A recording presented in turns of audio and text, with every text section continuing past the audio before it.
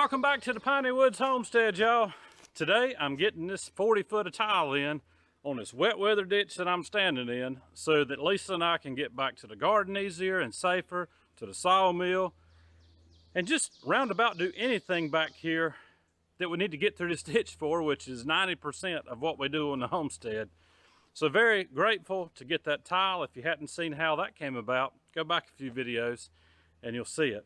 Guys, thanks for stopping in at the Piney Woods Homestead. Hit that old like and subscribe if you haven't. And if you have, as always, y'all, we appreciate you. I'm gonna get some prep work done and then get to digging a ditch and laying some tile.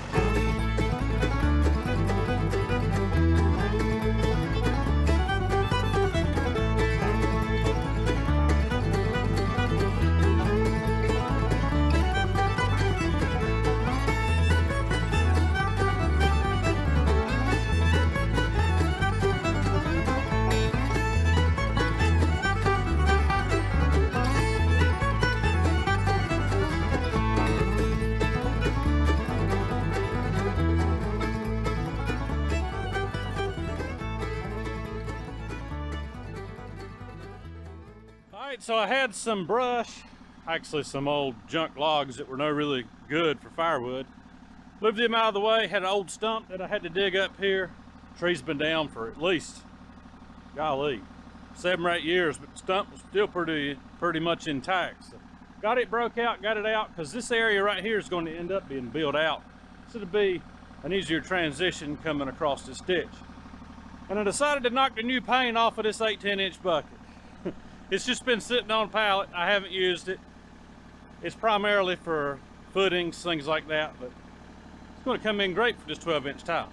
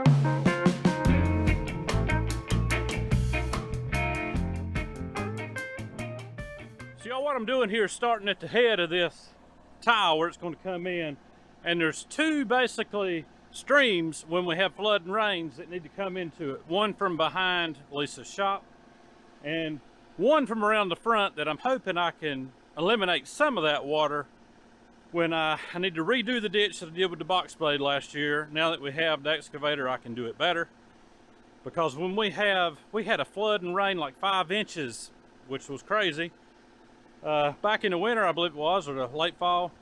and everything flooded. The front, the back, everything. And so this tile is going to catch all that water and get it out of here. But I'm starting with getting my transition done here, and then I'll just speed this thing up and get this tile in, guys. That's the plan.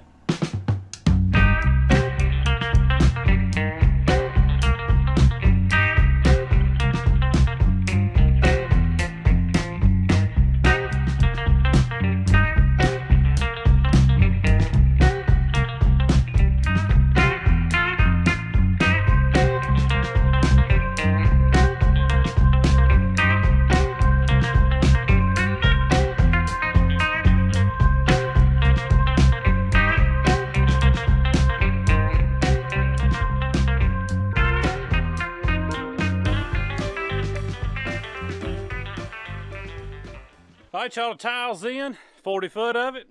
I put the best pieces up near the front.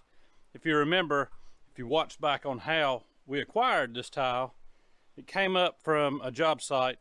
Another contractor gave it to us, and there was some damage on the bell ends, but that's okay for this application. It's not a new driveway. I'll show you what I've done with some backwoods engineering to make this thing work just fine. Everywhere that I had a joint, I had basically about a 1/2 inch to a 1 inch gap, because the male end of the bell end had been ripped off when these were dug up. And so all I did was, we had some leftover flashing from where I had repaired a camper roof years ago when we lived in a little 20-some foot camper for about a year while we built our home. And so I just wrapped it around the pipe and then put some broken cinder block in places. And on down here on the end, where there'll be no traffic ever over it, all I did was I took some IBC tote material that I had laying around and covered it in, and some old feed sacks just covered it up. Y'all, that's fine, because this is going to get probably 1 foot to 1.5 foot of fill, probably about 1 foot of fill over it, just to make this a smoother transition, backing through with dump trailer and just coming through with logs on the forks, things like that. But I'm happy with it. It's good enough for me, y'all. And as one of my brothers says, you can't see it from my house, so it's great. Guys, y'all have a good day, a great week, and Lord willing, the creek don't rise too high. We'll see you on the next one.